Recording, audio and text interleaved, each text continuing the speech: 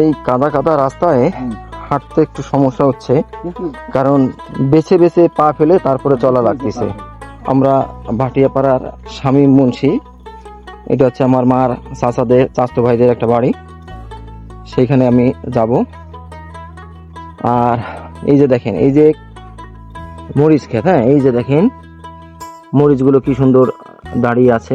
এই মরিচগুলো আমার খুব পছন্দের একটা মরিচ গাছ, কারণ এগুলো নিচের দিকে ঝুলে না থেকে উঁচা হয়ে থাকে। এই শোনো, তোমার নাম কি? নুরামিন। তোমার আব্বার নাম কি? ও, তোমরা কি মুন্সি? আদি মুন্সি? মা কাদি মুন্সি? তাই কাজী মুন্সি, মানে মুন্সি না কাজী? তাহলে তোমরা এই গ্রামে তো সব মুন্সিরা, কাজীরা ঢুকলো কিভাবে? বিয়ে শাদী জমি জমা কিনে? ও পুরন বাড়ি ছিল। তোমরা কখনো যাও প্রাইভেটে? আচ্ছা আচ্ছা, কোন ক্লাসে পড়ো তুমি? 2 ক্লাস, গুড। এই স্কুল কি প্রাইভেট ফাঁকি টাকি দাও না? কে? আমরা তো ফাঁকি দিতাম ছোটবেলায়, মারে কথা আমি এক কথা, আর যাইয়ে ওই বাগানে যাই গুলি খেলাতাম।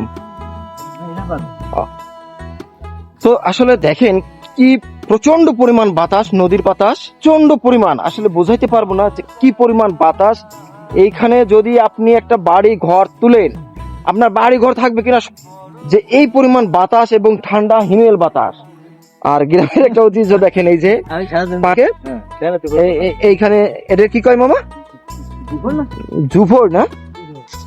ধরেন এইখান থেকে দেখুন পানির স্রোত থাকলে এখানে মাছ আসে, মাছ আসলে এইখান থেকে দেখেন মাছ ধরার একটা ফাঁদ। এটা এখানে যে একটু পানির বদ্ধতা আছে, এই পানিটা দিয়ে আপনার এখান থেকে মাছ যায়, এখান থেকে ধরে।